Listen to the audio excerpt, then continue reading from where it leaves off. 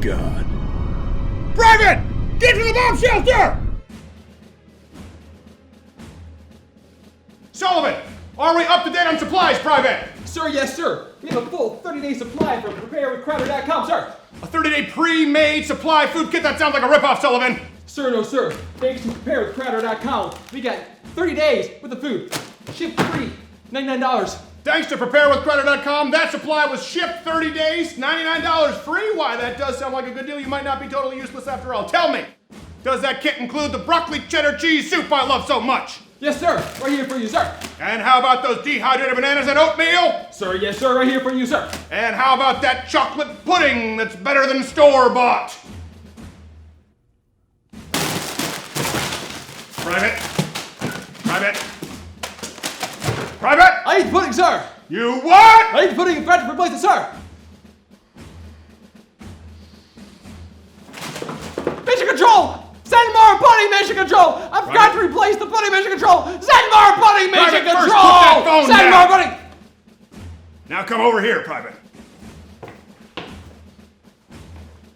Get yourself together! Now go and replace that chocolate pudding.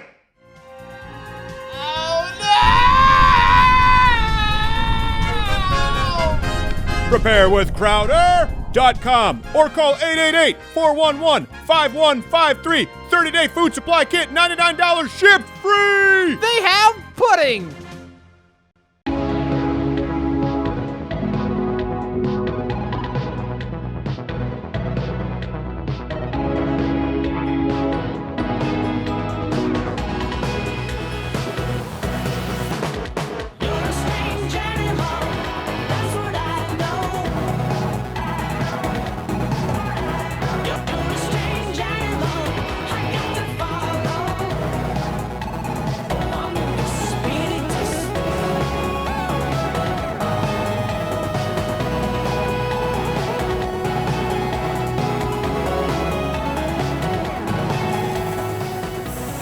That's the ancient art of kata. By the way, for people, before you complain, this is unloaded. I was showing my producers here. I did a trigger job on my Ruger SP101. Fantastic firearm.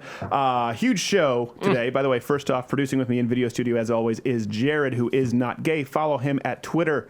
On Twitter, at Not Gay Jared, me at S Crowder. I fulfill my legal obligations, drawing on conclusions. We good? We're good, thank you. Gerald is back in the seat at That's G. right. Morgan Jr. Worst Twitter handle in the business. Thank you very much. And apparently Edward the Sound Guy is now Fonzie. Did you see that? Hey. We got Razor Ramon on sound. Heyo. Hey, I'm a bad guy. Big show. Big show. We have Dr. Jordan Peterson back. We'll be talking about, we took your questions. So, of course, today is the live show, by the way. For those who want the daily show, louderwithcrowder.com/mugclub. We had some huge shows this week. Big debates behind the paywall that we would never be allowed to have on YouTube.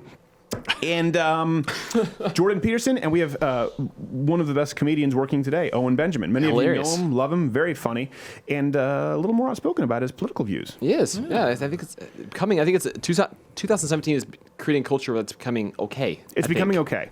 Which is good to see. Yeah. It's a conservative coming out year. Yes. In a matter of speaking.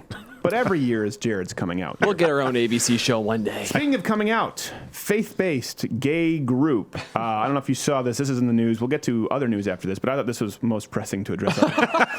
Faith-based gay group. Did you see this for Ash Wednesday? Coming up to Easter, they put glitter. Do we have that? They put glitter in the ashes. Yeah, right there. We have it right there. They put glitter in the ashes. I don't know why. It's some kind of a statement. And people are mad about it. But honestly, I think they're being rather merciful compared with their original plan of replacing Lent candles with butt plugs. I don't think that's... Welcome to Thursday. Yeah. Welcome to Thursday. So now let's get to the real news. Valerie Jarrett. Did you read about this? Valerie Jarrett is moving in with the Obamas. This was a big thing. It was trending all day today. Valerie Jarrett is moving in with the Obamas, the most trusted senior advisor, moving into their D.C. home. And this is because there's speculation that they have a plan to enter sort of liberal politics and create these think tanks. You know, the only thing worse than a Jimmy Carter presidency is a Jimmy Carter post-presidency. Yes. I think that's Rush Limbaugh who said it. I don't know who says it. My dad says it all the time when he's yelling at the TV without pants. His post-presidency! Nice. So Valerie Jarrett, by the way, whose family we know are open communists from FBI documents. This is important to note. Valerie Jarrett's daughter was also recently hired by CNN to cover Trump in the Justice Department. Did you know this? So Valerie Jarrett, moving with the Obamas, Valerie Jarrett's daughter hired to CNN to cover Donald Trump. First off, it will make one hell of a sitcom. Valerie Jarrett moving in with the Obamas. That's our communist, noted communist, and daughter working with CNN. And people wonder why Americans don't trust the media these days. We'll get into that more as far as all of the relationships. Don't miss it. I didn't know about that one. World premiere. World premiere on TBS. They have to compete with Tyler Perry. That's not easy. That's not tough, easy. tough stuff right there. The lead-in is Medea says, "Lord." CNN hires her daughter, moving in with the Obamas. It gets to a certain point with Chris Cuomo, with Wolf Blitzer, Jarrett hired at CNN. You've got to wonder what the hiring practices are even like there. All right, well, thanks for coming in. Yeah, it's been great talking to you. I really appreciate it. You've got some great experience here. You've worked at a lot of great news organizations, done some good stuff. Yeah, yeah, thank you. We're gonna talk about this, and I'll be in touch after I discuss it with some people. But I really, really? Yeah. No kidding. No, yeah. Oh, you're hired. Really? Yeah. Oh, wow. You're good. Thanks for Thank coming you. in. We I'll start appreciate Monday. that. Yeah, no, it's good to have you here. Bright See you next future. week. Thank All you. right, thank you. I don't know how we get all this exclusive footage from the offices. That's like, That's part of the leaks. we really, I mean, tell you what, your support of the Mug Club is really leading to a level of professionalism unparalleled anywhere on youtube.com/Steven Crowder. I don't really know at this point. The one thing is, we've talked about this before, but I don't think people know how entrenched the media is with the DNC and particularly with the Clintons. We can go through a few examples here. George Stephanopoulos. Now, a lot of young people don't know this about George Stephanopoulos. Look at that. First off, he's the third member of Siegfried and Roy. He's going to be dragged out by a tiger in a leotard very soon. He was Bill Clinton's communications director. Mm-hmm. He was a Democratic Party advisor. Now, you know this, I know this, but a lot of people who watch the show who are younger don't know that. This is a guy who's hosting ABC News. He's the host of This Week. Literally worked for the Clintons. You don't need a conspiracy. You don't need to talk about chemtrails or John Podesta with little boys in his basement at a pizza parlor. This actually happened. Donna Brazile. Donna Brazile, of course, Al Gore's campaign manager twice, the interim chairperson for the DNC, caught sneaking debate questions to Hillary Clinton, worked for CNN. Openly working for CNN as a correspondent. Chuck Todd, Democrat campaign staffer, worked the 92 presidential campaigns. I was going to say worked the 92 presidential campaigns. I'm like, It's impressive. He must moisturize. He's a go-getter. He worked for the 92. I don't know. I must have had a stroke today. My mouth is not working. The point is the guy's a Democrat. The point is the guy's worked for the DNC. The point is the guy worked in the 92 presidential campaign. And, of course, he works over there at NBC. Chuck Todd and our favorite resident pool boy in chief, Chris Cuomo. Chris Cuomo, of course, has his own show at CNN, and he's the son of the famed New York Democrat governor Mario Cuomo, brother of the current governor Andrew Cuomo. You know this, right? Yeah. Gerald. Cuomo's everywhere. And Chris Cuomo, and I tweeted him. I don't know. This is a genuine question. Does Chris Cuomo actually still think he's a news anchor, or does he consider himself an opinion journalist? I don't know. It's got to be opinion, right? No. He has to know that. I think he considers himself a news anchor. And the reason for this from the left is they operate from this basis, I think, from Chris Cuomo. The only way he could consider himself a news anchor and not an opinion journalist, when he's more opinionated, more slanted than this show. We're incredibly biased, don't get me wrong. But at least we try to admit it and explain it and explore what kind of bias we have and where we might be wrong. Chris Cuomo doesn't even allow room for that. And I think he would consider himself a news anchor as opposed to opinion journalist, because today's progressive left, it's not necessarily facts or statistics based, but it's just, you know what? I know the way society should work. It should be this way. Therefore, news. There are 37 genders. Therefore, every single boy who wants to compete as a girl or a girl who wants to take steroids should win female wrestling state titles. We know that society should work where marriage is between whoever wants it to be. Therefore, this is news. We know George Bush was a war criminal. Therefore, news. We know Hillary Clinton was supposed to be the first female president. Therefore, news. And their opinion now, if you base it on that foundation of, I know how society should work in New York City better than you do, then you consider it all news. Yeah, even as entrenched as I think we are in our ideas, we hold this principle that maybe we're going to be wrong, and we probably won't know it when we are wrong. Right. So listening to other people that have a different opinion is pretty good. It is a good idea. When asked for his opinion as to why people believed he wasn't a legitimate journalist, Chris Cuomo had this to say. Oh, man. Oh, God. Oh, man. Oh, God. Oh, man. Oh, God. Oh, man. You need to calm down, Chris Cuomo. He worked up. Yeah. He gets himself too worked up. He does. And I do, as much as I don't like him, I worry about the man's health. Yes. I do think, and talking about that too, this idea, exploring it a little deeper, that news reporters who fancy themselves arbiters of how society should work, therefore everything's acceptable as news as opposed to opinion. There's this idea that there was a golden age of journalism. And I don't know, I feel like I'm one of the few people who maintains that never actually existed. There was never a golden age of journalism, certainly not since the 70s. Walter Cronkite's as bad as anyone there's ever been. He's just as bad as Cuomo. I mean, Walter Cronkite said you can't be a reporter and be a liberal. You can find the quote very easily, but people fancy him as this unbiased journalist. I don't think human beings are capable of unbiased news. This is entirely my opinion. That's why I have much more respect for people who are open about something on which they're incredibly biased and say, this is how I justify that worldview. Because I feel as though Chris Cuomo, Wolf Blitzer, take your pick, they're all trying to justify the worldview. They're all trying to reinforce it, but some do so under the guise of news. Am I alone in that? No, I respect people that give me an opportunity to see a reasonable case made for somebody else's opinion, even though I may disagree and think they're idiots. Yeah. But it's a reasonable presentation, not like some nut job on the left or the right. Yeah. So I think it's important, by the way, to see the difference, note the difference. Naki Jared talked about this during the show pitch meeting, where he was much more talkative than today. Apparently, a cat literally scraped out his tongue. He's like that dummy lady in Dead Silent. No one here watches horror movies. That's right, you're all pansies. I forgot about this. You all hide under the covers and watch reruns of Three's Company, which is also why you're under the covers. Suzanne Summers. Wow. And then you have these people who come in and they throw these buzzwords out. This is what worries me a little bit about the modern sort of alt-right, quasi-conservative populism movement, where people go, oh man, corporate media. Now, we just exposed and we just talked about the media and how biased they are. And I totally agree with that. But if you throw out the corporate media, yeah, that's a problem, but you would prefer government media? I mean, you have these same people out there who have Trump in their avatar, Pepe the Frog, and then they go BBC, man, or NPR. Are you out of your tree, sir? BBC, government-funded media. We talked about this. Canada literally had two parties, NDP and the Liberal Party. Justin Trudeau won. I can't remember who promised what. I think it was Justin Trudeau promised another $100 million to CBC, the Canadian, the government-funded news entity in Canada, nice. If he won. Guess who won? Justin Trudeau. Smart man. And for some reason, people assume NPR is somehow unbiased just because they're boring. Mm-hmm.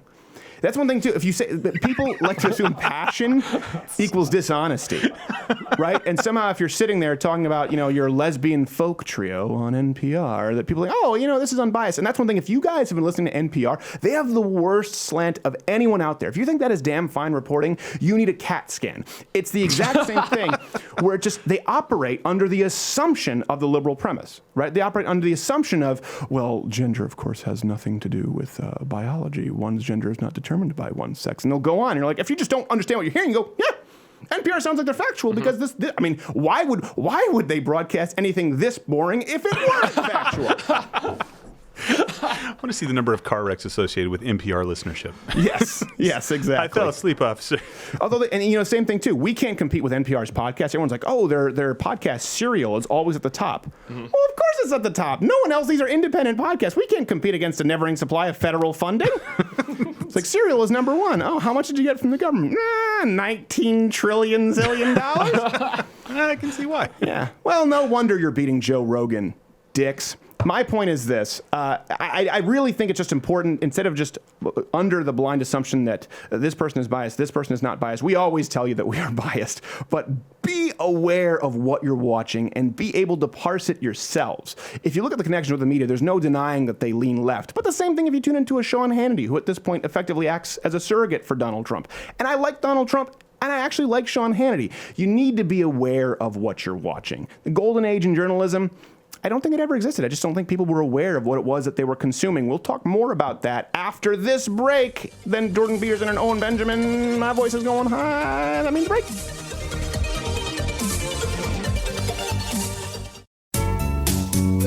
Welcome to another installment of The Reasonable Conversationalist on NPR. This week, we are joined by William Jarrett, Valerie Jarrett's husband. Thank you for being with us, William. Thank you for having me. Now, William, of course, you've been working with your wife in politics for years on the equal rights on which we all agree for the LGBTQAI community, correct? Yes, that's correct. Fascinating, and truly is a civil rights struggle of our time on which all Americans can agree. How can we best move forward, of course, in assuring that none of us will, for example, misgender one of the current 57 available offerings? Well, I just think that you should probably ask them what they prefer to be called. Well, that sounds entirely reasonable. Join us again next week for another installment of The Reasonable Conversationalist on NPR.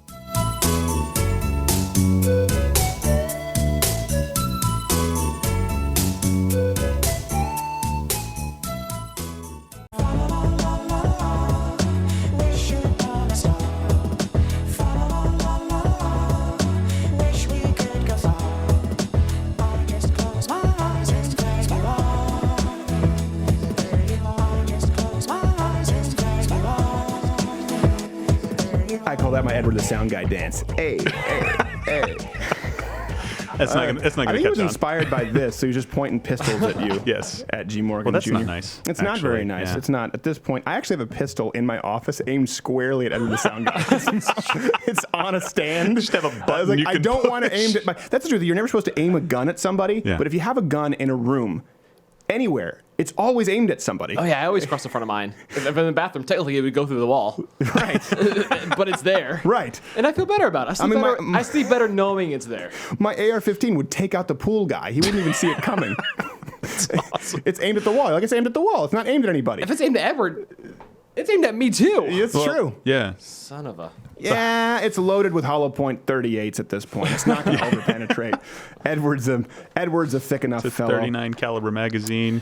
Yeah, if it were Jared sitting there, that would be, if not get Jared, that'd be much more of a problem. You'd both be taken out. Yeah, that's true. It'd be like going through a magazine and then into a Yeah. paperback. But in this case, Edward would stop it. Speaking about the media, and listen, I'm amazed if the media wants to talk about, being banned, right? CNN, they were banned. We'll talk about that later. I'm amazed that there's no commentary right now on this from Europe. Do you see this with Marie Le Pen? Oh, jeez. So Marie Le Pen, France, obviously, listen, undoubtedly a flawed human being, Marie Le Pen. So first off, don't expect us to defend everything that Marie Le Pen has done.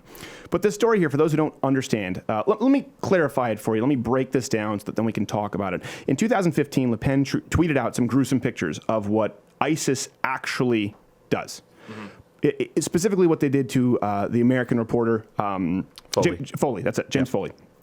So the socialist left in European Parliament just voted to retroactively. Now there's immunity, I guess, applied to certain people, to politicians, where you're not allowed to post certain kinds of images. Basically, it's an infringement on free speech. There is an immunity that applies to certain politicians, to certain figureheads in Europe. Okay, so this applied to Marie Le Pen. It applied to Marie Le Pen in 2015 when she tweeted these images out. European Parliament elected to retroactively remove her immunity so that they can now prosecute her for a crime in 2015, which was totally legal in 2015. And what was her crime? Free speech. Free speech. Tweeting out something that actually happened. They weren't classified pictures. They weren't anything like that. It was public. Yeah, they weren't classified pictures. Yeah. You could actually find the images on Google. She didn't know who it was at the time that she was tweeting out. And when the family contacted her, she immediately removed it. Right. So she did everything right, it seems. Well, and listen, and again, she's a flawed person. I don't know where her heart was with that, but she has a real problem with Islamic terrorism, as do I, and she was trying to showcase them for the evil that they are. You'd be in jail. Yeah, I would be in jail. Definitely would be in jail. Well, if I were in Europe. Yeah. So let's apply this to the United States. And again, you have the media with CNN, and they were furious that they weren't allowed into Trump's impromptu press conference. He called it an impromptu press gaggle. And I talked about that Monday. Have a problem with it. I think CNN is incredibly biased, but as a conservative, I don't believe that we should be in the business of banning any voices. I want to see more. Rather than banning CNN or Politico or New York Times, I'd love to see Donald Trump keep them there and then include new voices. That's what I want to see. Yeah. So I talked about that. I've tried to be consistent with that. But if CNN is going to complain about not being allowed into an impromptu press gaggle, if this were in the United States, let's apply what this were. Imagine that you, in 2015, committed an entirely legal act, okay? You spoke out. You spoke out and you said something that was unpopular. It wasn't even racist, but it was based on something that had actually happened, a news event that was offensive. Picture this. You did that in 2015. It's entirely legal. Today, because people don't like what you have to say, political opponents retroactively vote to make that illegal and remove your ability to speak freely based on something you did in 2015. Pamela Geller would be in the jail cell before noon. Yes. Yeah. And Like not that. the padded room that No. some would suggest. I actually like Pamela Geller, but when she appears on media, she's sometimes she's like what? Yes.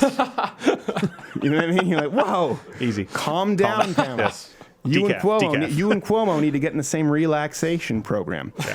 Are you amazed that we haven't heard? No one's talking about I'm this. shocked because this is only a political hit job. So you can ask, the European Union can be asked to take away the immunity from anybody who's not performing parliamentary functions, right? If it's an illegal thing. That's what they did. They said this is not a parliamentary function that she was performing. Yeah. She spoke By the out. way, Parliament serves no function. Continue. That's true.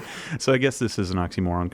Yeah, whatever. But anyway, she was voted on by political people that are opponents of hers. Right. Of course she pissed all of them off. And of course they're like, well, we don't like you, and this is a really easy way for us to get rid of you. She's arguing, though, that was her fighting. She was just showing is that this is what Islam is all about. This Right. is what this group is about. And Yeah. now she's paying the price. Well, I think they're thinking, hey, you know what? This broad could win this thing. That's what I think is really going on. Yeah, it just so happens that her numbers are going way up. Yeah. Right now. As a result of this. And they Yeah. don't understand. It's like they're giving her a gift. Yeah. Like, listen, she is an abrasive person, Marie Le Pen. I think she's got a brass pair. And again, I don't agree with everything she does, but when she when she walked in with was it the ambassador, the Iranian ambassador, where she walked in, they wanted her to wear a headscarf. She just walked in, No. and it wasn't even a second thought. She's like, no, I'm not wearing that. Yeah. Like, you wear? No. You wear or you go home. Okay. Bye. I have an incredible amount of respect for that. I don't have to agree with her about everything. But there's someone who can be, I'm not saying she's an abhorrent person at all. I'm saying someone, let's say you were to take someone who's like the worst racist in the world. It doesn't mean that they can't be right about something. And I'm not saying that Marie Le Pen is the worst racist in the world. I'm saying even if you don't agree with everything that she has to say, she's not wrong about everything. And in this instance, there are lines in the sand for freedom of speech and for the left to constantly line up against it. You need to see what's happening in Europe. And here's what's so important about that. People say, well, that wouldn't happen in the States. But Bernie Sanders wants us to be like Europe. Nancy Pelosi wants us to be like Europe. Hillary Clinton wants us to be like Europe. And guess what? You cannot remove from that. You cannot extract from Europe just the socialism policies. You can't extract the fiscal authoritarianism while removing the free speech authoritarianism. You can't say, we want to be like Europe and talk about a 70% income tax rate or whatever it is, or talk about what's going on in Norway, or talk about what's going on in Iceland. You cannot say that and then say, but you know what, we want to keep our freedom of speech. Europe as a whole, it's an ecosystem, and because of the economic authoritarianism, it has to rely on cultural authoritarianism. You can't take it. You can't buffet this thing. And that's one thing where a lot of people who are moving along the trail, like, I'm an anti-social justice warrior, but I like Bernie Sanders' socialism. This is where it leads always. Always. You can find me zero historical examples of it not ending this way. And lots of people typily die, too. So This is yeah, true. That's Lots of also people bad. typically die. Or Bernie Sanders, breadlines, when you think about them, are actually a good thing. No. No, they're not, Bernie. What do you mean? By the way, did you see Venezuela's down to like the last couple bucks? Yeah. That was in the news. Of borrowed money. Yeah. Yeah. They're using Bernie Bitcoin now. Bernie Sanders looking at him going, why don't you just bake up some more rye? Speaking of things I hate about the press, let's move along. An alternative response to Trump's address to Congress on Tuesday. This is making the rounds. It's very popular because of Vox. It came from a Latino woman in Spanish talking about immigrants, talking about Donald Trump's racist policy against Mexicans. And no, by the way, we're not talking about the statement, the brilliant statement that Conan O'Brien made in broadcasting from Mexico.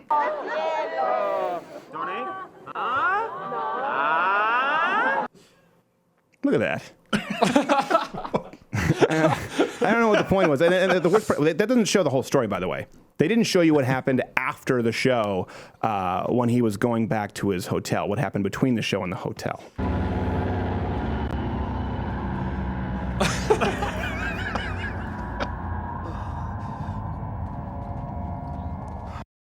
We usually have better Photoshop jobs than that. I will say, even for us, I need to formally apologize. Jeez. No, it was dreamer and activist. Her name is Astrid Silva. Gave a response in Spanish on Telemundo and Univision. 2 things I hate. As a dreamer, she wrote this, and the left is hailing this as a bold message for Latinos. She wrote, "In this country, there is no space for discrimination, racial profiling, or persecution. But sadly, this is what the Trump administration has brought forth for Latino and immigrants." Does anyone want to take a crack as to why this is false? This is too easy, right? Like, I feel like this is a trick question. It's not a trick question. It's not a trick question. Oh boy. It's not like Common Core math where it's like, what's 2 plus 2? And you're like, 4? Apples. Like, it's 492, bitch. No. Show your work. Yeah. They're saying he's against Latinos and immigrants. Let's think. Hold on. Let's think for a second. It doesn't seem like Donald Trump hates immigrants because his wife is an immigrant, and he has plenty of immigrants who are either married into his family or immigrants who he works with. He seems to have a lot of respect for immigrants. So let's think. If it's clear that he doesn't necessarily hate all immigrants, what is the problem that he has if he's talking about building a wall in immigration policy? Can anyone think about it? Send us your comments right now. Tweet me at @SCrowder. Could it be that there's some sort of a delineation, perhaps? I'm going to keep doing this until someone pipes up. Apparently, Jared and Gerald are asleep. I'm gonna take a stab. I'm gonna take a stab. Risk here. I'm gonna guess there's a delineation between legal and illegal immigrants. Oh, There you go. I waited so long and I knew the answer the whole time. It's science, bitch. It is remarkable. This is a sleight of hand you see from the left all the time, and they continue to do it, and people aren't buying it. It's like, Donald Trump hates immigrants. Here's the deal. Donald Trump came out and he made some comments about Mexicans at one point that were poorly worded. They're not studying their best. They're studying rapists. And it's like, Jeez. Okay, Don. And I know Donald doesn't mean to say that all Mexicans are rapists, and that's what they tried to run with. But it was poorly worded. Rather than jump on that, now they're going, he hates all immigrants. So they've squandered the lead that they had because people are going, well, hold on a second. He clearly doesn't hate all immigrants. He just has a problem with what illegal immigration. Hold on a second. I voted for Hillary, but yeah, I don't like that either. I don't like illegal immigration either. Is it me? Am I racist? Neither did Obama like 6 years ago. No, 6 years ago. It is the fundamental delineation, and this is why you just throw it out. It's really easy to end this debate when this happens. You don't need to get into it. Unless you accept that there's a delineation between illegal and legal immigrants, don't even engage in the discussion. When someone says, well, Donald Trump hates immigrants, or when they say, well, building a wall is anti-immigrant, just say, no. Illegal immigrant. Yeah. People aren't illegal. Okay, you prefer the word criminal? Criminal immigrant, yes. That could work. That's what they say, right? They're like, people are not illegal, acts are illegal. Okay, illegal acts committed by a criminal.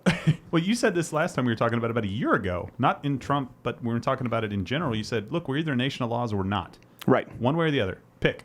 Yeah, pick. And while we're at it, while you pick, we found this public service video, a children's video actually, which hopefully will be able to drill it into your noggins, exactly how to make the delineation between legal and illegal. I hope this is informative.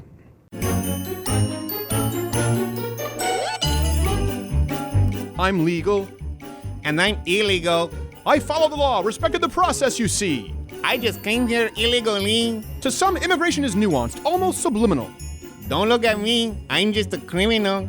I work the skilled trade and pay legal taxes. I just came here to sell all the cracks.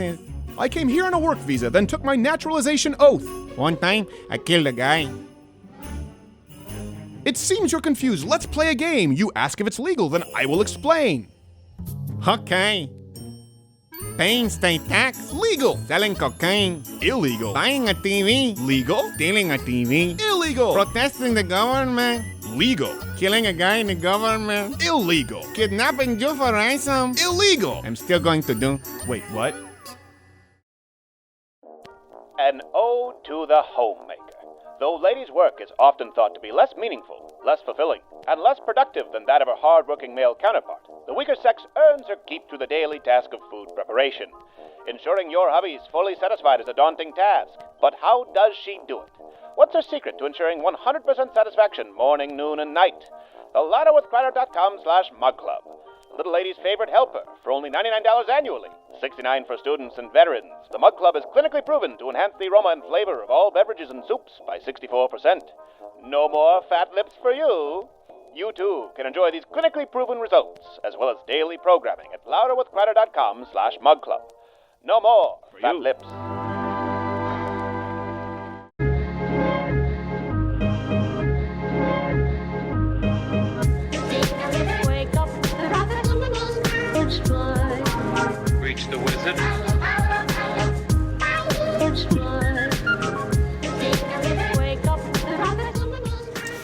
didn't do the kata for this one because I feel like I've been educating people on the art of kata far too much. Actually, very excited to have this next guest because when I grew up and I was starting in comedy, I knew who he was and watched him with my brother back when MySpace was still a thing.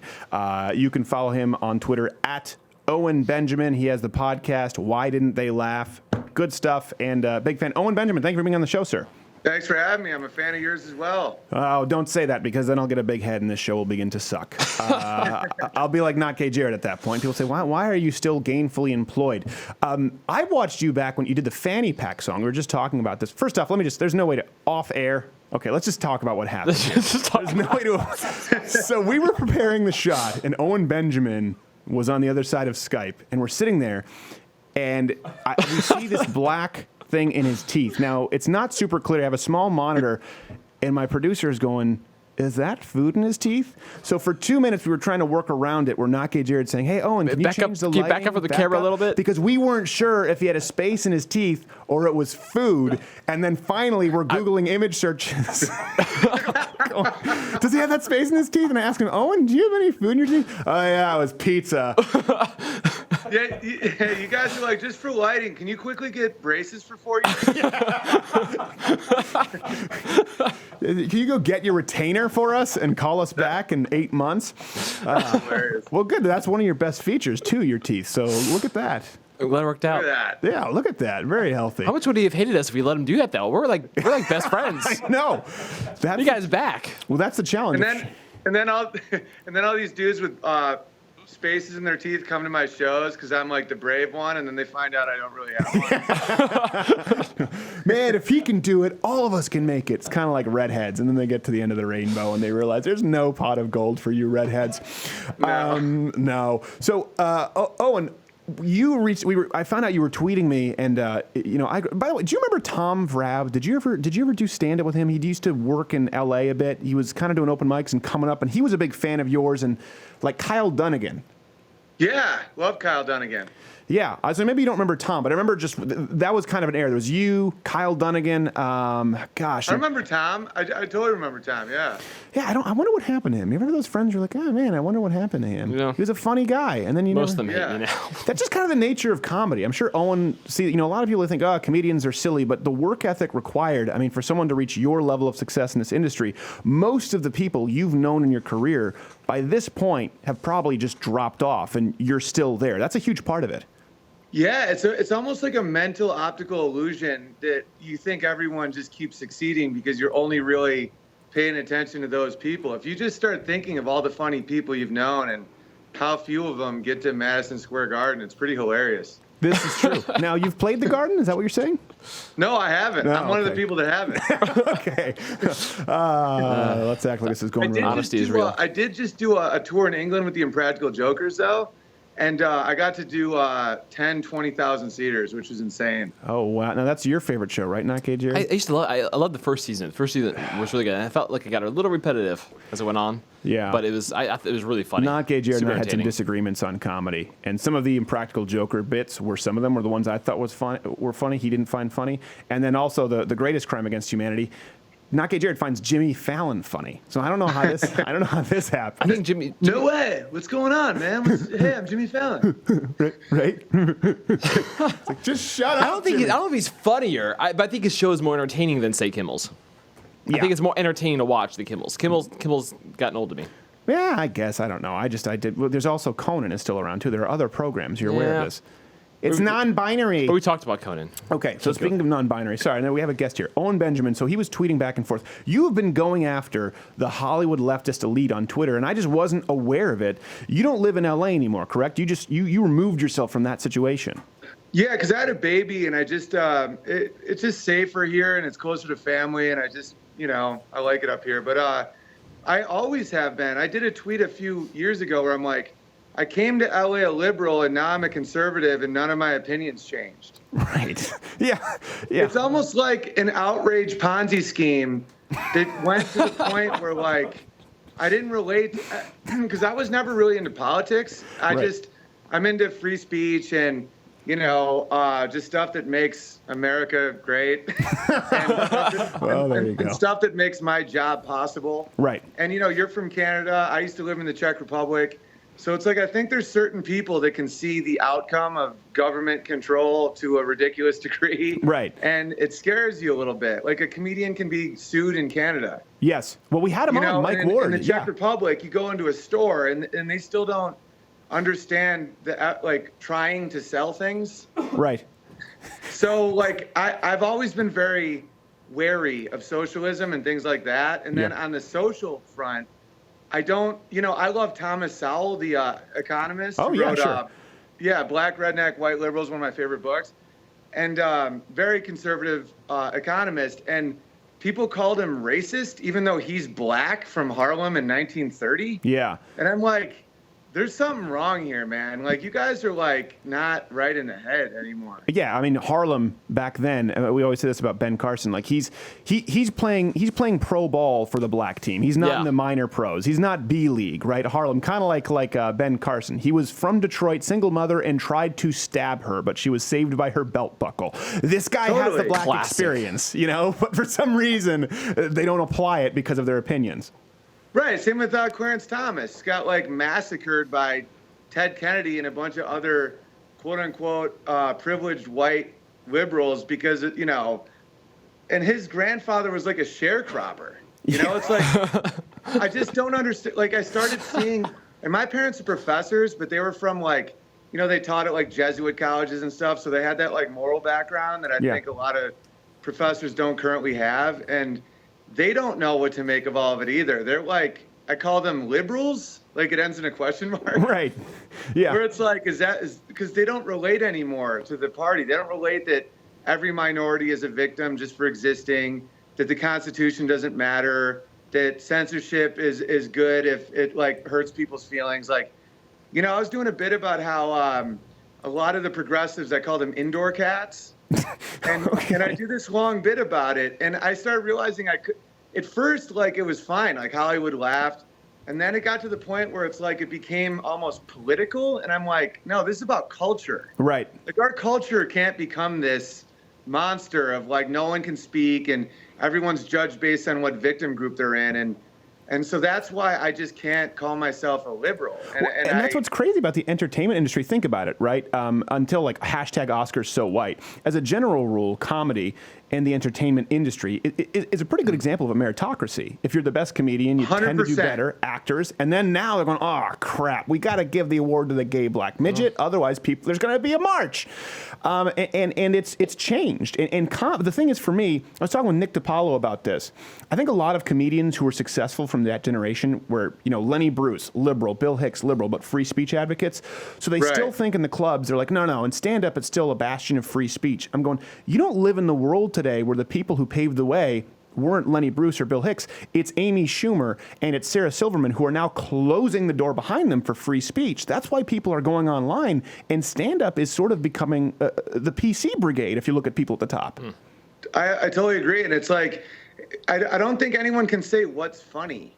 Where it's like, oh, that's not funny. It's like, I'll show you 1,000 people laughing. Like, it's not funny to you, and I don't think people have the right to do that. And a lot of these PC brigade upper echelon people used to be free speech, and now they're shifting. Yeah. And that's what I'm like, the way that a lot of them, like I used to love Sarah Silverman when she would be very irreverent and very, she'd talk about how, just her irreverent jokes. And she had a bit. I remember she talked about the like Christian children's fund, like those sort of Save African Children, and she was like, I was like, oh my God, who's allowing these kids to get pregnant because they all had like the bellies, and everyone was like, oh, she was cringe shock humor, and now she's mad at people simply for voting Donald Trump, claiming it's hate speech. I can't get my mind around it. That's another thing that got to me. It's like people would rather overthrow the government than have a president they don't agree with. Like that to me is shocking. Yeah. And I'm like, you can not like Trump, but just realize he was democratically elected, and you just got to go with that. And it's just, they started talking very scary to me. And that's why I'm not going to pretend I agree with any of those things. Well, have you been shunned because I know you say you've always sort of had these views, but you've become more outspoken about them, certainly on social media. Was it one of those things for you? For me, this is what happened. I was always this way. And I found out pretty quickly if people find out at all about my views, I mean, I had a manager drop me, I had an agent drop me, I had publicists who wouldn't touch it once they saw some of the things that I had said. I said, you know what? I've got to run with this because I can't put that genie back in a bottle. Is that what happened with you? And do you feel that you've had some friends or people who you consider open-minded who've shunned you since they found out about your views? Yeah, for me, it was being on Sullivan and Son on TBS because it was produced by Vince Vaughn and starring Steve Byrne, Roy Wood Jr., Ahmed Ahmed, all these people. And it was so multicultural, but not in that left victim-y way. Right. And we got no love from and we're the #1 show on TBS when it was on. And there was, media didn't get behind it. They didn't talk about the triumph of a Korean star. Wait, is that #1 outside of Tyler Perry? Is it kind of like The Bible's always a #1 bestseller, so they don't even include it on the list anymore? Or were you beating Tyler Perry's Medea Goes Boo?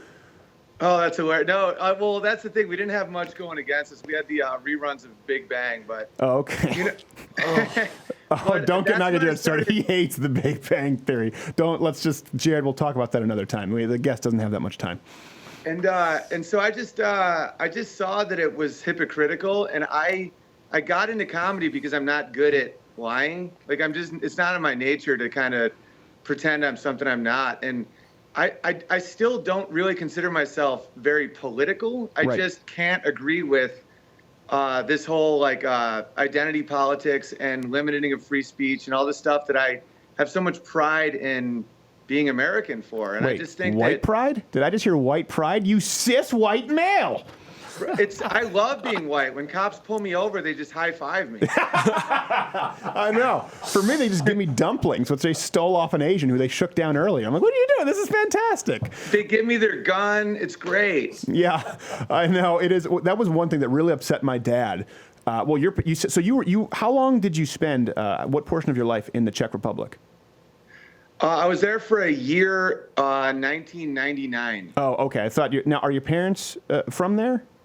No, I was a World War II history major, and I really wanted to study history there. Yeah. I thought he was an immigrant. Here, I was like, oh, really? I didn't know about that, Owen Benjamin. Oh, no, not at all. I just went there and lived there, and just being in that environment, I realized that government control is not good. Well, speaking of third world countries, my dad was raised in Detroit.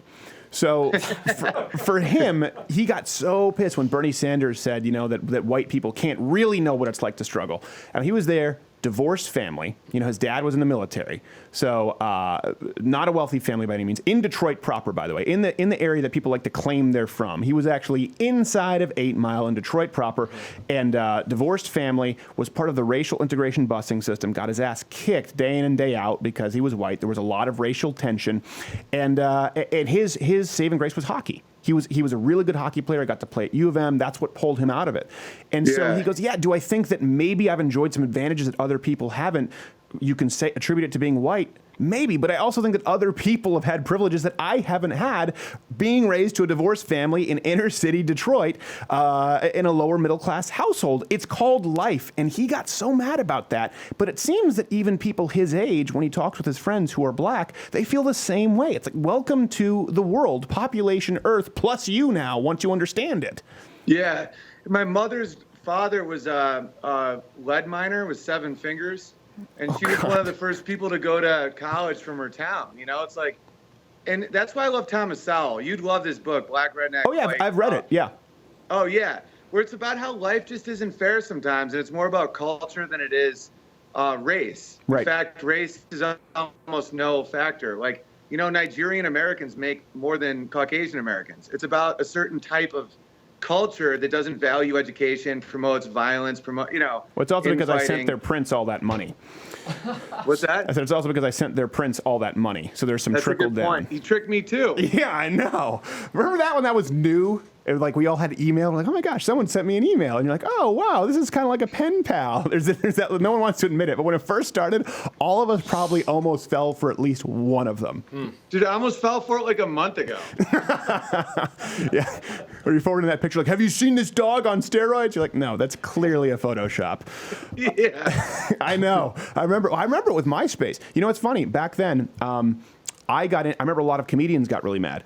I had been doing stand-up for 6 months, but I was doing stand-up. I did my first open mic. Within 3 months, I was doing an hour. Now, Not at a good hour. What happened was someone asked me to co-host a talent show at a university with them in Montreal, or a college, sorry. And I said, okay. And I did well enough there that the guy who booked the colleges said, hey, how come I never heard of you? You headline around here? And I said, yes. And he said, okay, come back and do 40 minutes in a month. And then when I got that, I booked about 4 or 5 different colleges within that week, because I said, well, I'm doing Dawson College. They're having me do 45 minutes. And I played them off one another. So I got a lot of experience really quickly. I mean, think about, doing 5 one-hour shows in the span of 2 weeks. Most people starting out don't get that kind of experience for years, because you're scraping together 5-minute clips. So this is before MySpace. I put my stuff up on MySpace, and a talent scout had no idea who I was, said, hey, do you want to audition for the Just for Laughs? And I did, and I got in. And I remember comedians being so pissed. And again, I remember just as a conservative thinking, like, well, isn't this good? Doesn't this mean that you can get in next year? It doesn't matter how long you've been doing it? And instead, they were mad. Yeah, it's like this zero-sum game mentality that, like, it's almost like the race to the bottom type thing, where it's you almost latch on to the least talented people because it makes you feel better about yourself. When, like, I always liked friends that were very successful and did well because I fed off that energy. Yeah. And I just don't relate to that quote unquote progressive. It's not progressive. It is regressive. Yeah. And it's gotten to a point where it just doesn't make sense anymore. And that will probably affect my career. Even just leaving affects your career. Just being like, I have a family. I want to raise my family near my family. But I don't really care. I make money on the road. I got a book. I'm writing a book. I do podcasts.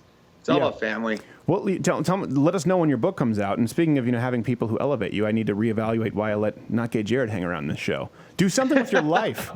Good Lord, Not Gay Jared. It's true. It really is true. And there's this sort of, there was at one point, and I felt this way. I don't know if you felt this way. It was hard for you leaving Los Angeles. And I think it's a smart decision, raising a family, getting out of the intolerance. But a big part of stand-up comedians, right, their identity is in stand-up. And so there's like this hierarchy, like, man, if you're not on the road grinding out with clubs, whereas most of them would rather be Bill Burr doing giant theaters, not having to do that, or have a career like you have, where you have a sustainable audience. But there's this idea that unless you're sticking, like, this is the only pure form of entertainment. And I think that's changing a lot. Like you said, you can do podcasts, you can do things online where you don't have club bookers or show bookers with stand-up. It has become so vanilla to me when I tune into a comedy showcase on television. I can almost, if there's going to be a political joke, I can tell you exactly what it's going to be, and I can tell you which subjects they'll touch on to be politically incorrect while avoiding the real subjects they're not allowed to talk about. Is it just me when I watch those?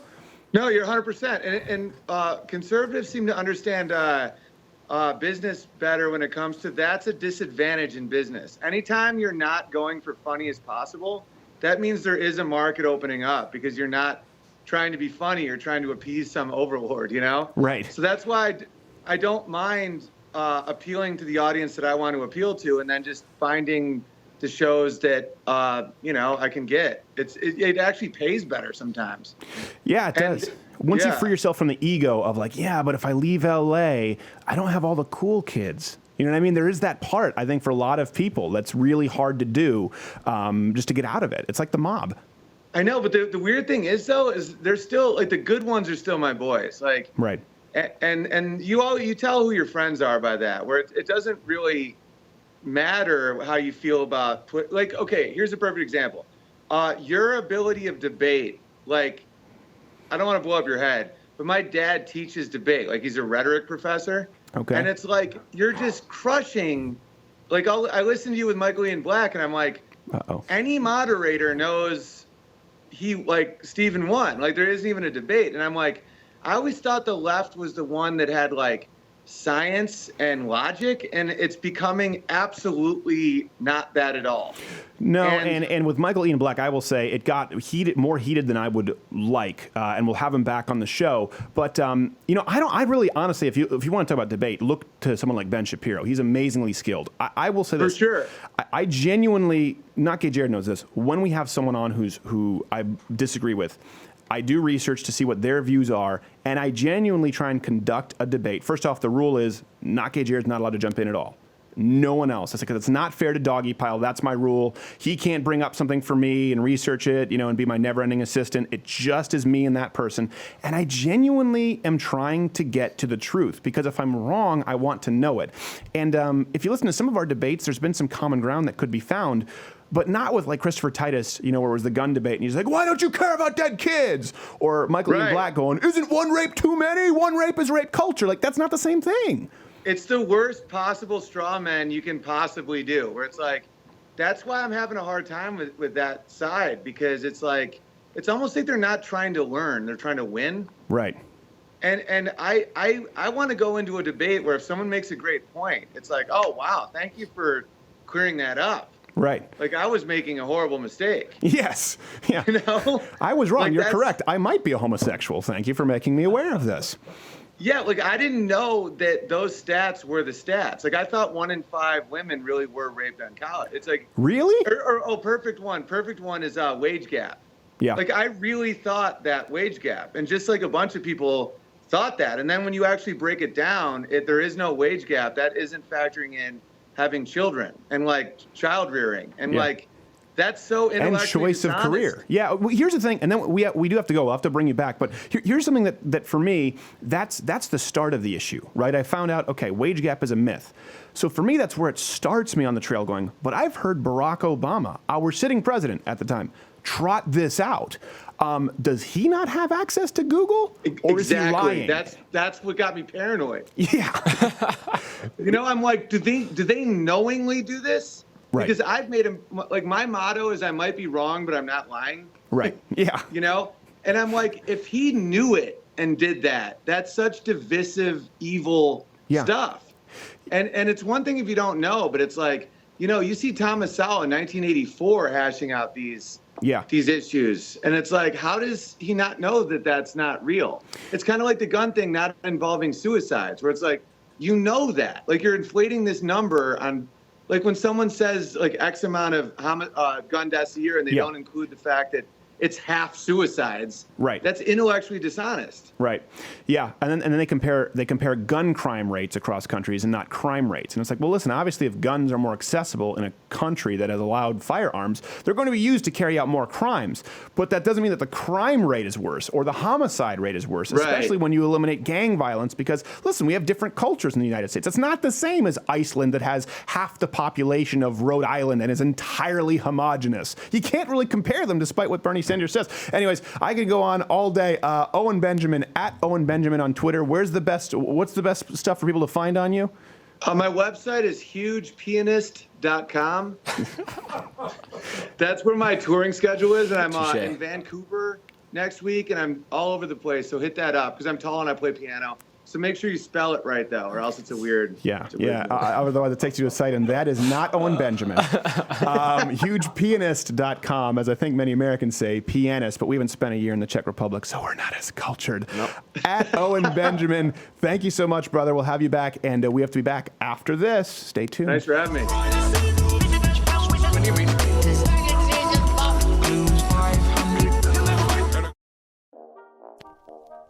Whether preparing supper or tidying up the mess afterward, the homemaker finds meaning and purpose in her kitchen, almost exclusively.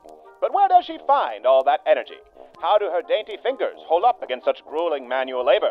Yes, that's right, the Ladder with Crowder Mug Club, scientifically proven to make even the most mundane and trivial of tasks 78% more enjoyable. Hubby has no tolerance for frowny faces. For only $99 annually, $69 for students, veterans, or active military, you too can toil with a smile. LadderWithCrowder.com/Mug Club. Join now for daily Ladder with Crowder content and to avoid a fat lip for you. Always great to bring back the family values with those old classic commercials. Classics. Take them out from the vault, right next to Walt Disney's anti-Semitic corpse. How often do you hear us do live reads? Well, really, it's about once a week right now. And thank you so much for those who've joined the Mug Club, who watch The Daily Show. That's obviously the most important thing. We can't thank you enough. But we do have a promo going on right now. Here's one thing. We don't ever want to be in the business of selling you anything that you do not want. This is something we're pretty excited about. We ran this special a while ago. It was Prepare with CR. Now it's preparewithcrowder.com. Let me be the first to say I'm not a doomsday theorist. I'm not a prepper. I don't think everything's going to hell in a handbasket. But I did live through the Montreal ice storms, where many people died, where we were out of power. We had no access to food or water for over a week. My brother was in Los Angeles for the riot. So I do think that it pays to be prepared. And right now, if you go to preparewithcrowder.com, you get a 30-day emergency food supply kit, $99 shipped free. That's breakfast, lunch, and dinner for 4 whole weeks. $99 shipped free. You can't really build this supply kit that inexpensively, certainly not this diverse. And I don't know about you, but I buy a couple of kits, I put them in our cupboard, and I leave them there so I have peace of mind. That's really what it comes down to in case any kind of a natural disaster occurs. So that's preparewithcrowder.com, and they're great partners, great supporters to the show. Yep. If you feel like it's a product that you need, that you could use, I think everyone should be prepared. Great, do it. Or you can call 888-411-5153. Preparewithcrowder.com, 30 days, $99 shipped free, and limited supplies. We did it for a while back, and it ended within the month because we sold out. So thank you so much for your support. We'll be back after this. Jordan Peterson.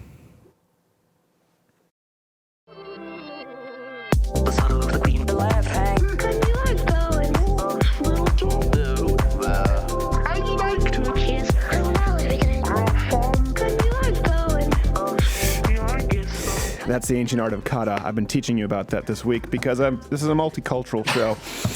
So you do this,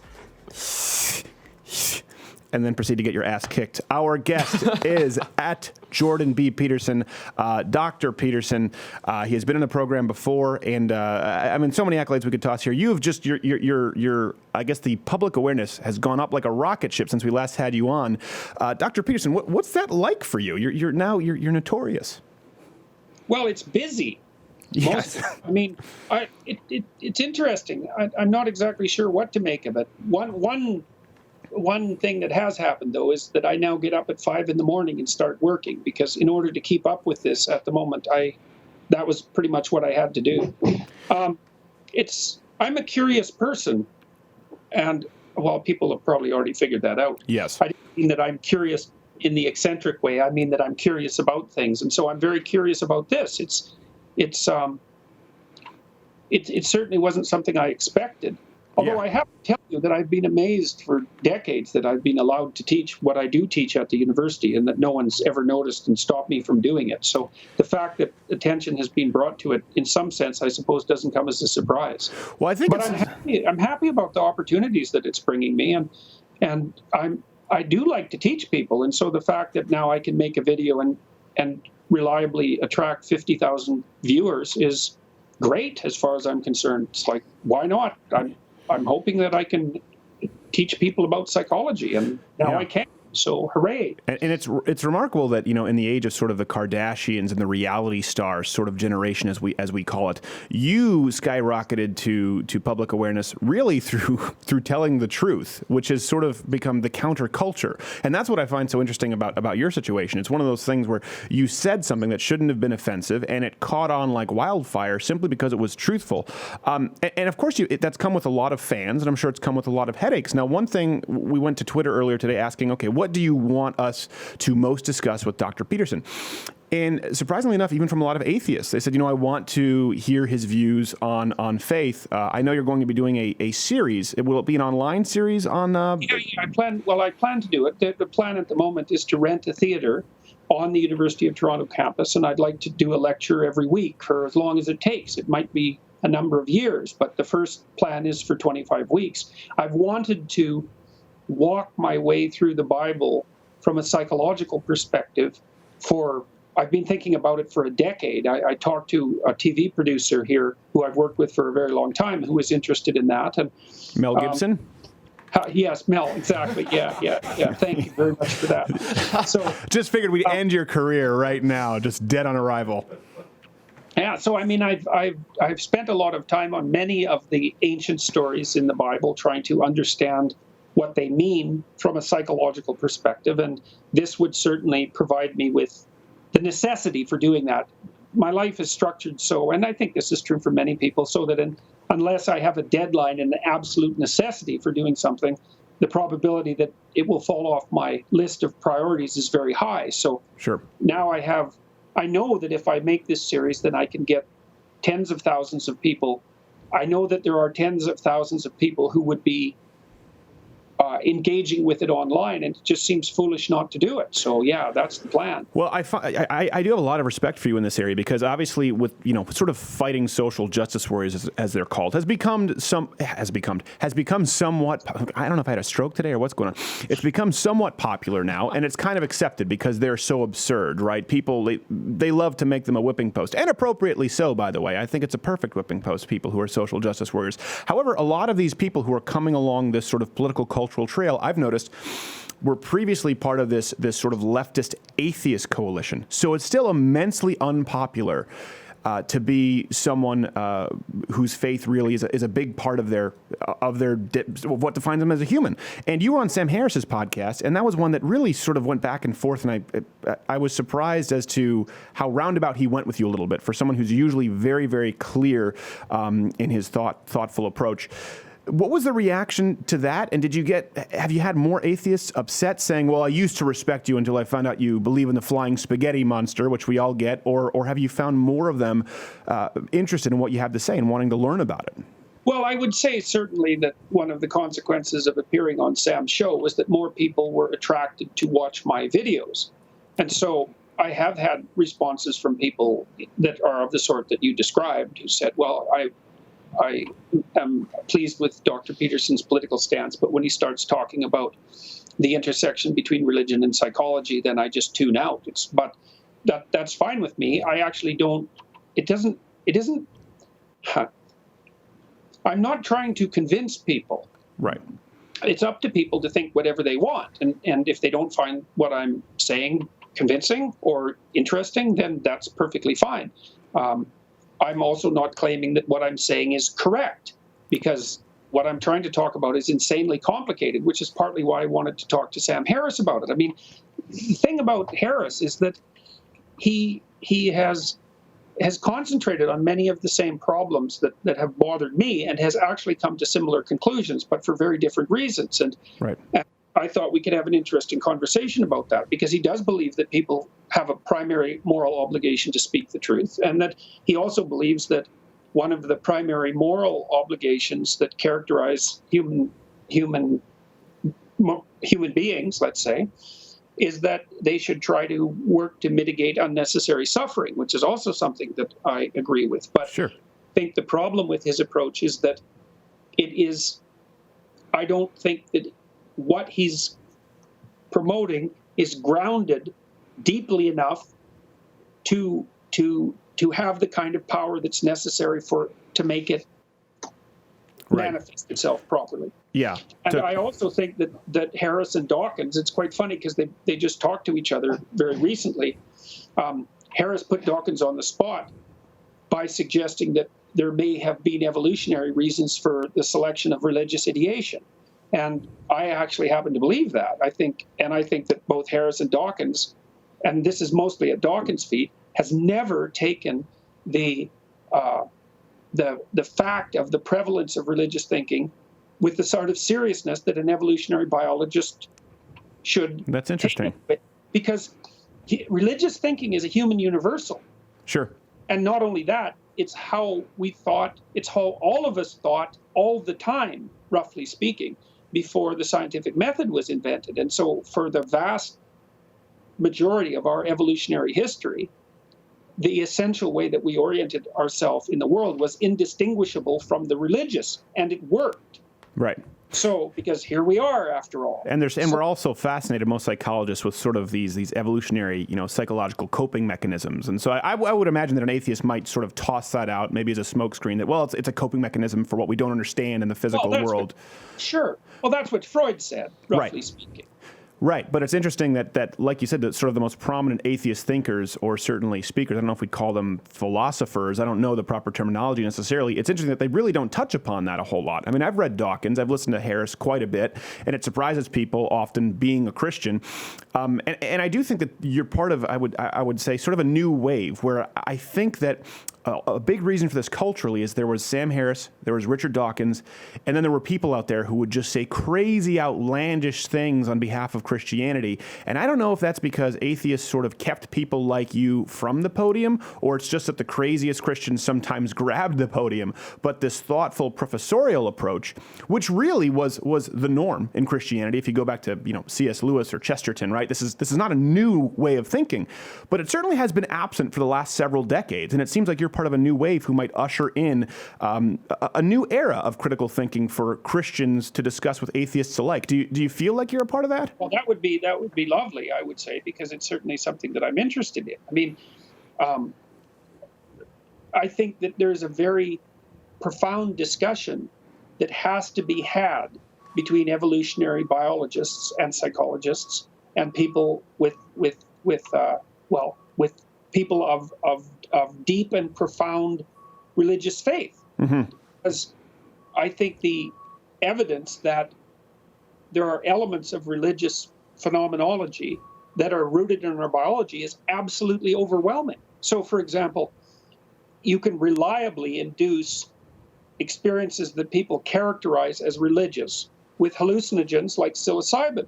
Right. And it's extraordinarily well-documented evidence of that, particularly in recent years coming from Johns Hopkins, a very reliable and conservative medical hate group, to hear Jess Herbst, transgender Emmaus of New Hope, refer to it. Johns Hopkins, a hate group. It's well known. Not real doctors, what we were told. Only a hate group.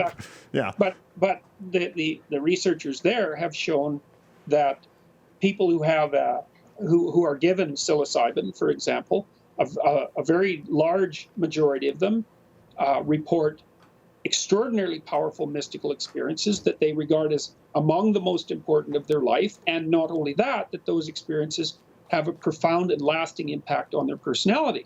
Now, I'm not necessarily certain that more traditional religious people are going to be very thrilled with the idea that some of this kind of, at least the mystical end of this experience, can be induced with psychedelic drugs, for example. Can be induced with what Not Gay Jared does at a nightclub on a Friday night. They're not going to be thrilled. Right. But the anthropological evidence is clear, that people have been inducing these sorts of experiences and investigating the technologies to do so for tens of thousands of years, and perhaps for longer than that. So it's not something that can be ignored. It's something terrifying, to be sure. Right.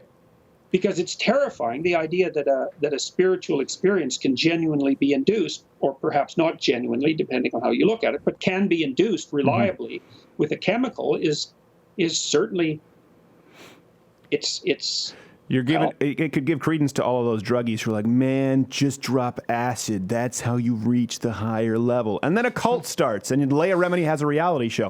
Let me ask you this: you're going to be talking about this in your class, going through the Bible stories. Yep. An atheist here on Twitter, I don't have it up in front of me, specifically said your views on these were fascinating, and he really liked listening to you discuss these subjects. So if you're going to go through these stories, for example, I don't know if you go through Daniel in the lion's den, through the New Testament, I don't know if you go through Genesis, I don't know exactly what it is. I'll be interested to see when this course takes place. Do you look at most of them literally? Do you look at most of them metaphorically, or do you not touch that at all? You just look at it from a modern psychological perspective? No, that's a really good question. Well, look, when I was a kid, when I was first in university, I had the opportunity to go out to the Edmonton maximum security prison a couple of times with this very eccentric psychologist who taught a course on creativity at the University of Alberta. And well, one moment, who could possibly be sentenced to a maximum security prison in Edmonton? What did they do wrong? They collected them from many places across Canada, and there were plenty of guys in there that you would not want to meet in a dark alley, or even in a well-lit space if you were surrounded by policemen. Right, okay. So, yeah. So, anyways, one of the things that he said in his class was that fiction tells you the truth by lying. Okay, so because, I know.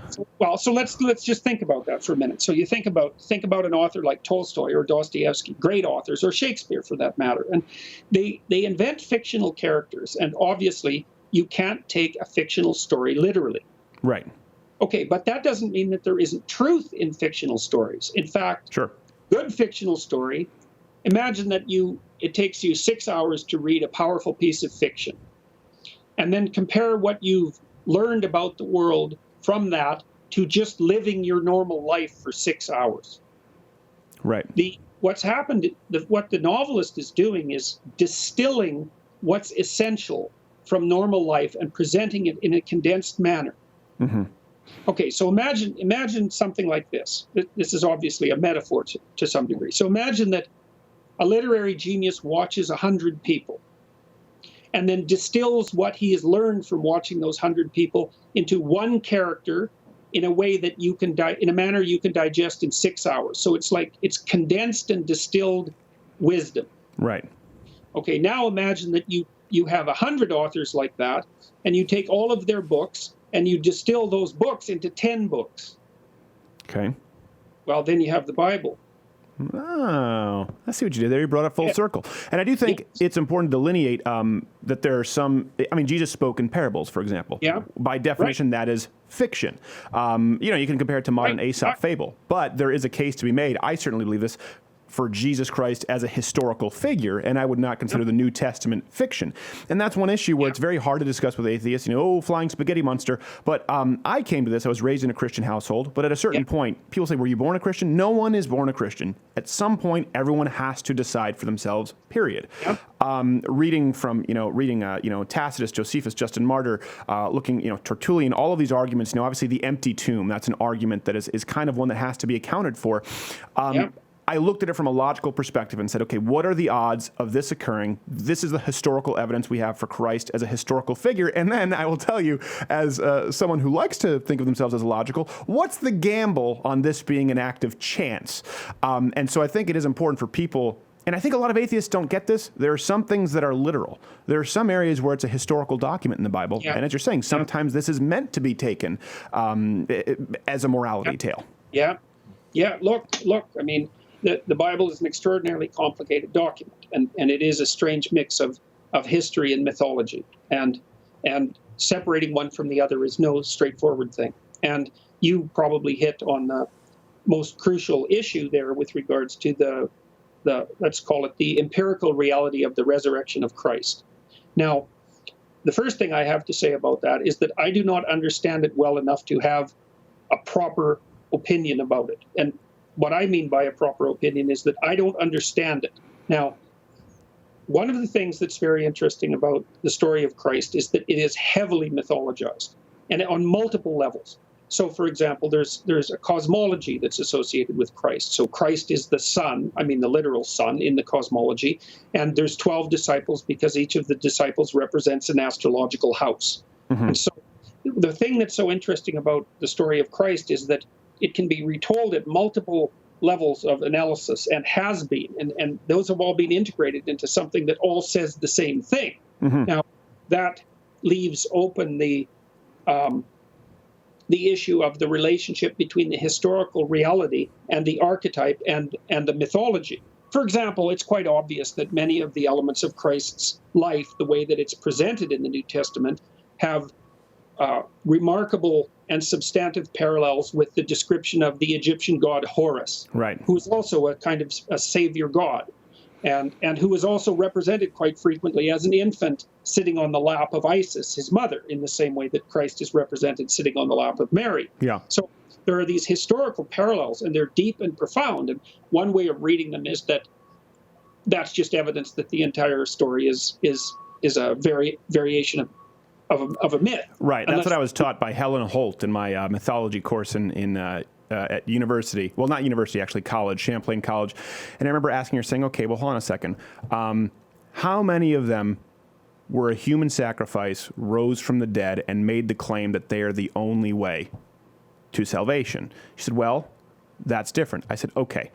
Now, how many historical accounts for them saw political figures and very powerful historical figures arguing tales of corruption? Well, actually, the disciples stole his body from the tomb. I mean, there are historical accounts of this. For me, when I look at them, I'm going, well, why are they arguing this? If you see these historical accounts, they should just trot out Christ's body. But they felt the need because there was enough, at least public pressure, if not evidence. People believed in this idea of an empty tomb. They were arguing from that premise, saying, no, this is why there's an empty tomb. And that, to me, was so compelling for the historical case, because the easiest thing would be to say, there is no empty tomb. It's bullshit. but they didn't. Right. That's sorry. That's personal opinion, but you're the scholar. The issue for me in relationship to that is twofold. The first thing is that that's a problem that I'm actively working on trying to understand. And I hope to do a lot more of that over the next 3 or 4 years because it's an extraordinarily deep problem. But I would also say that I've understood it in large part in a manner that was offered to me by my understanding of Carl Jung. And so Jung said, so imagine I made a case that you can think about the Bible as a form of extraordinarily distilled fiction, and fiction in the best sense, in that fiction is a kind of abstraction from reality, like mathematics is a kind of abstraction from reality. And you might say, well, are numbers real?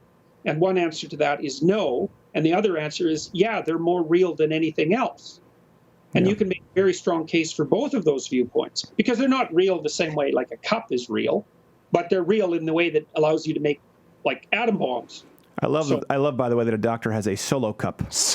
You'd expect a mug and a very distinguished pen. It's the thing you use to play beer pong. I have my Louder with Crowder mug at home and use it frequently. Well, thank you very much. I'm glad that you do. It enhances the aroma and flavor of beverages by scientifically noted 24%. So we're very proud of that. Oh, that's impressive. Yes. I figured as a doctor that would impress you. I mean, we could talk about this forever. But sorry, we only have a few minutes, so I'll let you have the floor. Okay, well, so I'll just say one final thing, and this is part of the mystery for me. So just as you can think of the Bible as a distillation of fiction, although that's not all it is. Right. You can think of the idea of the Savior or the Redeemer or the idea of Christ as a distillation of what could be the best of humanity. And that's sort of reflected in the idea of the King of Kings. Mm-hmm. So imagine this. Imagine this is what's happened over the course of history. Again, it's a metaphor, but it's roughly speaking, which it'll do to approach the topic. So imagine that you took 100 people and you derived the best elements from them and you distilled those into 10 people. Those would be admirable heroes. Right. And you could think of them as a kind of aristocracy. Sure. And then imagine that you took 10 admirable heroes and distilled them into a king. And then you took 10 kings and you distilled that into a meta-king. Right. That would be Christ. And that's exactly what happened. And this is speaking strictly from a conceptual perspective. Right. I'm trying to understand a kind of abstraction. Sure. You could say that what's happened across history is that humanity has attempted to produce a vision of the perfect man. And the perfect man would be everything admirable about a human being distilled into a single entity. Mm-hmm. Now, you can see that playing out in the story of the Christian Passion, because what the central element, let's look at it this way. Human beings have to bear a cross. Well, what's the cross? The cross is the burden of being alive and the knowledge of their own mortality and fragility. And you can either bear that honorably or dishonorably. And if you bear it honorably, then you do it by telling the truth and living a forthright life and aiming at the best. And those are all things that are characteristic of the Christ that we know from the Gospels. Mm-hmm. But then to make that a truly archetypal story, you have to magnify it to its ultimate degree. And so that's also what's happened in the Christian story, because you have the perfect man who's innocent of all things, so that's sinless, who is betrayed by his friends, which is the worst thing that can happen to you socially, and who's then subject to torture and death reserved for a criminal, mm-hmm. right? So it's the most unjust possible sequence of things happening to the best possible person. Right. That's what makes it archetypal. You can't tell a more meaningful story than that. Right. It's a limit. The worst thing happens to the best person. It's a limit. Right. You can't go beyond it. Well, and so that's what that story portrays. So there's a deep reality to it. Again, I'm speaking purely conceptually. Right. Now, but what Carl Jung pointed out, and I really like this idea, is that, so imagine that idea is an archetypal concept. It's the ideal to which you should aspire. And then it's formulated as a implementable ideal. Now, that's what you manifest if you're a follower of Christ, say, in the truest sense, or maybe if you're a follower of the Buddha. Now, then you could imagine that across history there are people who more or less embody that archetype. And the people who embody it to virtually no degree are uninteresting or reprehensible. They're just scoundrels. Yes, or feminists. But then and now and then someone comes along who really partially embodies that archetype, who really is a manifestation of something approaching the ideal. And then now and then someone comes along who really closely matches that ideal.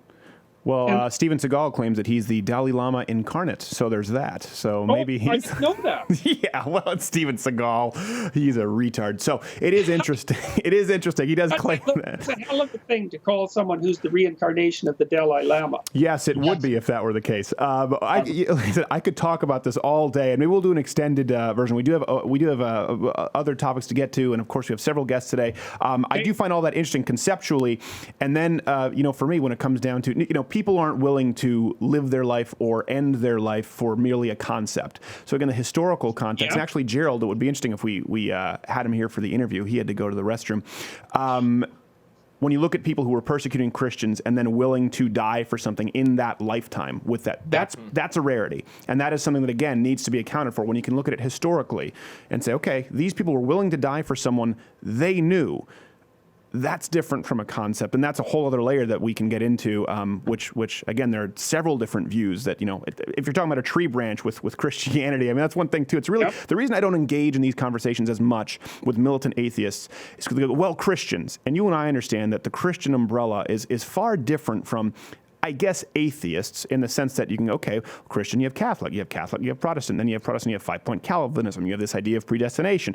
And there are so many different variables there that someone who doesn't believe in the Christian faith at all won't necessarily understand or really be able to have a productive conversation about it. And I think this is one where hopefully it's been illuminating for people, and we can bring you back on to talk about it more. I mean, this is something that can occur for hours. It would be nice to continue to develop that, because I would like to talk more about the relationship between Christ as a historical figure, say, as a literal figure, and the mythological representations. It's very interesting. It's something that Carl Jung spent an awful lot of time talking about as well. And his work on that is profound virtually beyond comprehension. Contrary to Freud, who just wanted to screw his mother. Dr. Peterson, where is the best place for people to find you and your self-authoring program, which I recommend to everybody? Well, they can find the self-authoring program at selfauthoring.com. That'll help them write their autobiography and write a plan for the future, which is a very useful thing to do. And I have a website at jordanbpeterson.com and lots of videos at Jordan Peterson Videos on YouTube. There's about 600 hours of videos there for people who would like to watch 600 hours of video. Yes, exactly. Absolutely. I highly recommend it. Who needs a college degree at this point when you can watch 600 hours of Dr. Jordan Peterson? Mr. Peterson, Dr. Peterson, I apologize. Damn, force of habit. Thank you so much. We must go. We'll have you back again soon, sir. Thanks. Really good seeing you again.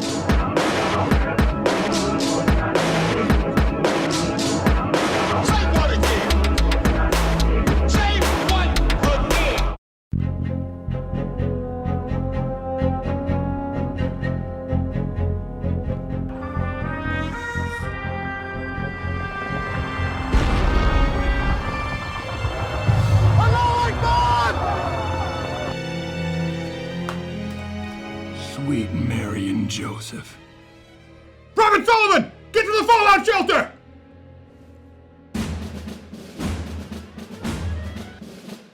I always knew those ragheads would make it to our shore, Sullivan. Sir, yes, sir. Thank the Lord above, we prepared with preparewithcrowder.com. $99 shipped free for a 30-day emergency food supply kit. Sir, yes, sir. Everything you need, reasonably priced. We have full meals, freeze-dried fruit, soup, and pudding, sir. Just add heat and water. That's right, Private. Just add heat and water.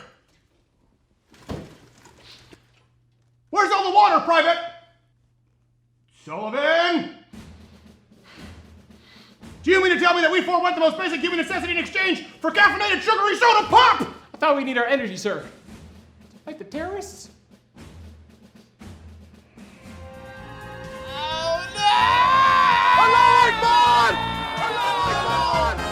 Prepare with Crowder. FoodSupplyKit.com or call 888-411-5153. 30-day food supply kit, $99 shipped free. They have pudding.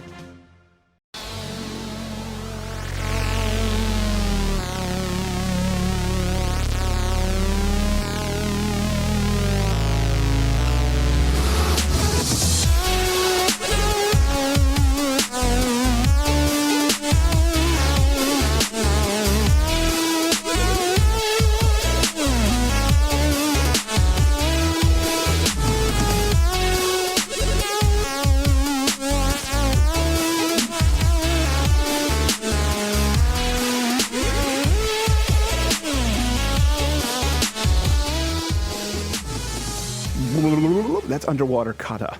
For those who weren't aware. I love how we're doing the underwater dance, and Edward, the sound guy's in the background. Just go for it. My jam. You don't hold your headphones underwater, Edward, the sound guy. There's no concept of physics or hydrogen. Or imagination. Thank you so much to our wonderful guests, Owen Benjamin and Jordan B. Peterson. Thank you at G. Morgan Jr. for being in. Absolutely, sir. This week. Pleasure's always. At G. Morgan Jr. Hopefully you'll get a better Twitter handle at sometime soon. Nope, probably not. It's like a defiant child. Indeed. Hopefully you'll finish your Brussels sprouts. Nope. Oh, I can see we're going to discipline you. Man, you know what? It's one of those things we got. We went into some deep conversation here tonight, and sometimes that works, and sometimes people get upset by it. Sometimes people really like it. So hopefully if you're listening in your car, of course you can subscribe on iTunes, SoundCloud, audio if you don't want to watch the video while you're on the go. I know it's not audio downloadable, the Daily Show for Mug Club members, loudwithcrowder.com/Mug Club CRTV members. That's going to be there soon, by the way, in the app. Nice. So you'll be able to watch the video, or you'll be able to download the audio version to take with you. We have a lot of requests for that. Yeah. So there is going to be a whole reformatting of the app and the site, just so you know. So the reason it hasn't been trotted out earlier is because we're going to do it all at once. So hang on, Sloopy. Hang on. Sloopy, hang on. Just hang on. It gets better than you know. I'll tell you what doesn't get better.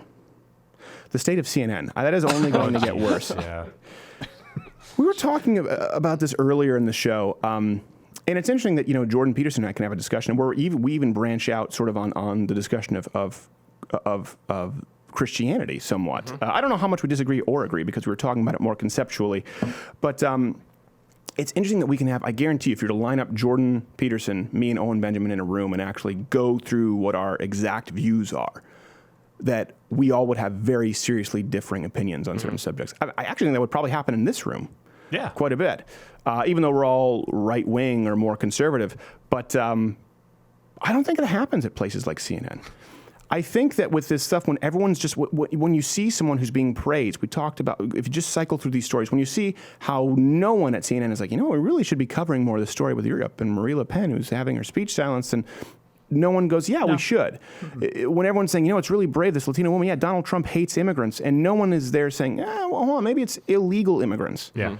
There really is something dangerous. We've talked about this, getting into an echo chamber and surrounding yourself either only with yes men in your own personal life, or certainly politically and culturally, surrounding yourself with people, even if they agree with you, who won't challenge you. Gerald and I have gotten some knockdown, drag-out brawls. Mostly about Transformers. No, one time it was over soccer. That's true. Do you remember? That's true. What was you said a power lifter could run like a faster 40-yard dash than like anybody on the planet. And I was like, what? I said an Olympic lifter. Olympic lift. Yeah, and that's not true. That's not what I said. No, I know. We got to the What I said was Olympic lifters without training. Later, we figured it out. Yes. We forgave one another. I started yelling? You started yelling, you have no science! Have no science! Because I remember that discussion. We got into a big argument, and it was predicated on the idea that soccer players are faggots. And so... No, he meant fast. He meant fast. That's what he meant. No, that's not what I meant at all. But their hair stays in place. I meant fags. I meant men who wear pink jerseys and have buns in their hair. Faggots. So we were talking about soccer. It was predicated on that. And then Gerald said, they're the most... and this isn't even political. But he said, they're actually some of the best athletes in the world. And I said, no, they're not. Some of the best athletes. No, they're not. Please tweet him. Watch. This is going to be the thing that gets the most comments out of everything we've discussed today. That's right. We've gotten into Egyptian mythology, the conceptualization of Christ as opposed to the literal interpretation. We've gotten into Thomas Sowell and what everyone's going to comment. I can't believe that you called Pele a faggot. I did. That's like an old school reference. I mean, you can't even come up with like Rooney or somebody current, No? Faggot, ladies and gentlemen. See, this is the... I'm a Chelsea man anyway, so it doesn't matter. Yeah, well, exactly. Chelsea, Manhattan. That is the area. Man, Chelsea, man. Stop it. Just see what He's happens. only digging this hole deeper. But we had this discussion, and then afterwards we got into a big argument. I went to the bathroom, took a leak, and then I came back. We spent the rest of the night. We were totally fine. Yeah. But we got into an argument over it. And I remember what it was. I was saying, actually, there was a study, the Olympic lifters, which actually you may be right. Some people have tried to say this was a falsified study. Wait, maybe what? I'll give it to you all the time. I'm messing with you. They said it might be a falsified study, but this was for a long time accepted in sports training that the Olympic lifters would actually outrun some of the 100-meter dashers, or maybe it was a 400-meter, like up in the 10 yards first, like that explosive off the blocks. And it surprised a lot of people, and so they incorporated a lot of that sort of dynamic training into it. And so I was talking about that with soccer, and then we got into the portion where soccer just sucks as a general concept. To conceptualize soccer, sucky faggots. So the point is, we got into this argument about it, but having a room full of people who still feel comfortable questioning each other and fact-checking each other, saying, I disagree with you on that, is a much more healthy atmosphere than I think you even see in traditional media outlets. And you have to ask yourself, we're talking about the golden age of journalism. To take it back to that, well, what do you think changed? If the golden age of journalism, it's the same networks, ABC, NBC, CBS, largely the same corporations, or certainly the same level of power of these giant corporations. So did it change overnight where all of a sudden everyone at NBC, ABC, CBS, CNN, the most trusted name, did it change overnight where all of a sudden they decided we're only going to hire liberals to the point where Chris Cuomo will go out there and actually believe that he's a news anchor? Did that happen overnight? Or is it maybe something that was always there that you weren't aware about because they've always been in a room where they agree with each other? And you will be amazed sometimes when you don't have to accept this premise. There are some simple things. Sometimes Owen Benjamin was very complimentary. I do not fancy myself a skilled debater at all. Like I've said, Thomas Sowell, Ben Shapiro, even Jordan Peterson listen, they're way more educated and they're way more skilled in the art of debate than I am. For people who ask for that, if you're actually looking for truth, when you're having a conversation and a debate. And you'll see this happen with Chris Cuomo. You'll see this happen with a lot of members of traditional media who were once respected. If you just check them on something very simple, that, well, Donald Trump hates immigrants, you can literally get the upper hand in that conversation, in a conversation seeking the truth, not just talking about a debate, but saying, well, no, hold on a second. The problem we have is with illegal immigration. And you would assume that they will be able to handle that, and they'll have a counter argument, and then you'll have 3 or 4 prepared, which you always should, but most of the time it doesn't happen. Certainly not with people who are coming from the entertainment industry or coming from the New York, D.C. media elite. It is remarkable where we've gotten to a point where the most rudimentary debating techniques or skills, the most rudimentary employment of the Socratic method destroys their entire basis of arguing in the first place. And you're seeing that happen. And this is a really interesting time in history because I don't think that this is the first time people have woken up. I don't think this is the first time that people are starting to be willing to concede that. I think we're at a time in history where people have been so coddled, where people in the entertainment industry and people in the media have been so used to like-minded thinking. And because of the information superhighway that is the internet, they're now being questioned on it. And you see it, right? You see, this is why you see Chris Cuomo and Don Lemon freaking out and getting into Twitter fights. Look, you make millions of dollars every year, and you're on one of the biggest news networks in the world, and you're getting mad because someone said that you're wrong on Twitter.